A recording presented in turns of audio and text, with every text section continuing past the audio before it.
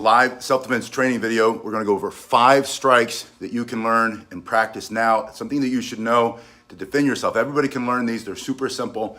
We're going to get right into it. The first one is both a deflecting block and a strike. And I want you to remember to answer your phone. Think about this as answering your phone. Your hand has to touch your head. A lot of times when I teach this in person, you'll bring your hand here, but I want you to get it onto your head. That acts as a shock absorber in case you're getting hit on the other side or this side. This back of the arm has less nerves and blood and muscle than this side. Most people, if they're being attacked, especially by something like this, get it open there, needs cleaned. Something like this, slashing, hitting this part of your arm, most people will recoil. So if you put it in this position and it does happen to hit you, it's gonna hit the right side of your arm and not the back side of your arm or the wrong side of your arm. You bring this in, this elbow, you're aiming it like a missile right to his face. So this first strike is also a deflection or a block. You're coming in here, you can bring it in on the front side or the back side. You bring it in the back side, you're turning your shoulders and hips. Front side, you're also turning so that you create a bit of an angle. So if his punch is coming in straight, it's gonna hit the bone, breaking his hand, and then it's gonna deflect going this way. You're also aiming, you're moving your body forward so you can strike that face, the nose, the teeth, the throat, anything you can remove or destroy for self-defense. So this is the first motion.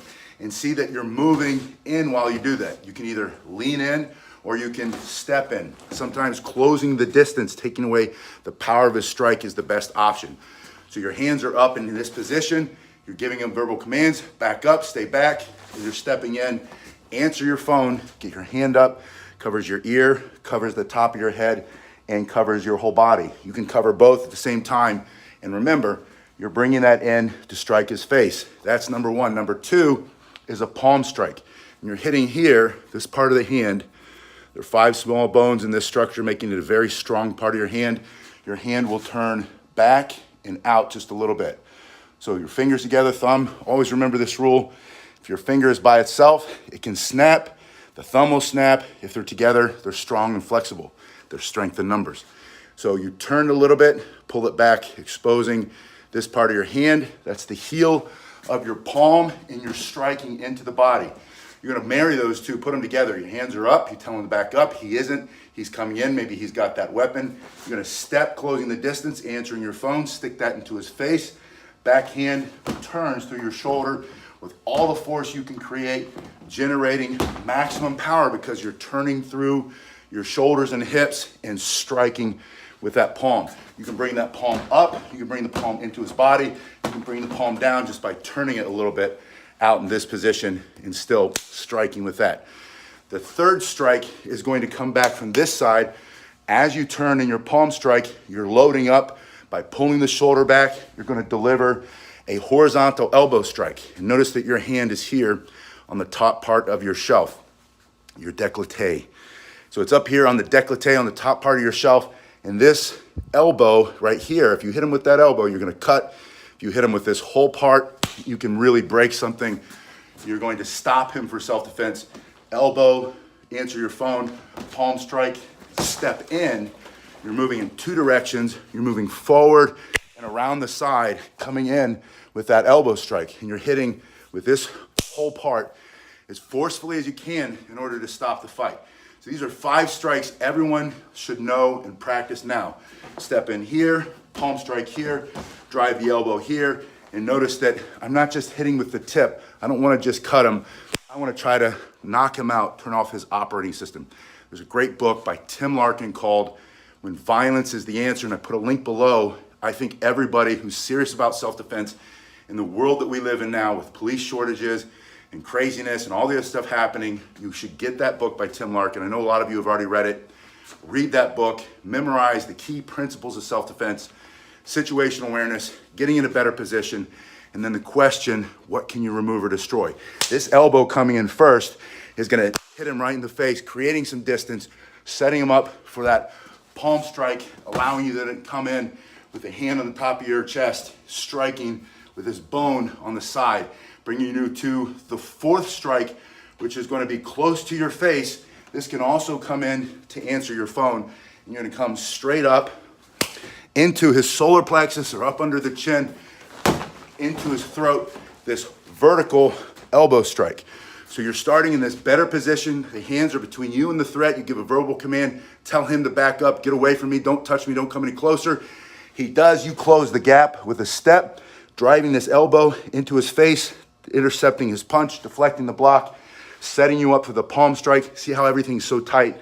Bringing the elbow in here, and then this coming up straight in, also protecting this side of the face, driving up and into his body, leading you to the last strike. This will be your finishing motion for these 5. Now you might have to do these in a different combination. You might want to throw in a knee. You might want to throw in a headbutt. If you know how to do that, I'm going to grab your hands and smash them this way through his face. But the last one here, your hand is going to come again to the top of the chest. Your elbow goes up to about the top of your head, and then it's going to come down into either his temple or his jaw or into his clavicle, and you're going to finish him with this diagonal strike coming straight down. So 5 basic striking in a combination: answer your phone, palm strike, vertical elbow or horizontal elbow, vertical elbow, diagonal elbow. And you can do it on either side. I'm left-handed, but I often practice with the right as my power hand, the left hand in the lead. You can do a palm strike first. You can do a horizontal elbow first. You can bring this up under his chin first. You can answer the phone first. You smash him this way. It doesn't matter as long as you defend yourself and it works. So from this position, practice this combo. Answer your phone, palm strike, horizontal, vertical, diagonal. And again, I put the link below to the Tim Larkin book. A lot of you asked me about my everyday carry blade. And it's funny, I get the question, why do you carry that? And I say, in case something needs cut. And I cut with it every single day. It's usually opening boxes, opening letters, cutting packages open, like bundles, all kinds of things. You'd be surprised at how often, if you have a blade on you, that it becomes an effective tool, utility tool. But it's also, obviously, for self-defense. And in self-defense situation, you do this motion as opposed to that motion, depending on the situation. But I'll put a link below since you keep asking me about this one. This is just the SOG brand. I don't know if you can see that. Just a very nice utility self-defense tool that you can carry every single day. So one last time, answer your phone, horizontal. Answer the phone. Palm strike, horizontal, vertical, diagonal. And again, it doesn't matter which combination you use. It doesn't matter which hand you open with. I was inspired to make this one today. I was watching local news in Miami yesterday. A crazy guy with a knife, mental illness, drug addiction, attacks a guy coming back from a Halloween party or something.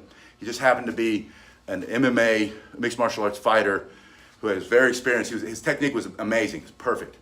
And the guy came at him with a 14-inch blade, and he obviously didn't know what he was doing. He was just kind of swinging. The guy times him, closes the distance, wraps the arm, body slams him to the ground, chokes him out, puts his knee on him to keep him on the ground. Cops come and scoop him up, and thankfully he'll go away for a while and get the help that he needs.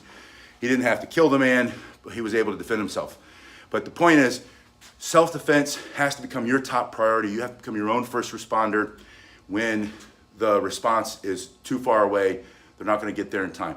This man could have called the police and waited, but by the time they got there, he would have been slashed up or stabbed multiple times. So instead, without thinking, his training kicked in, and that's where you have to train every single day.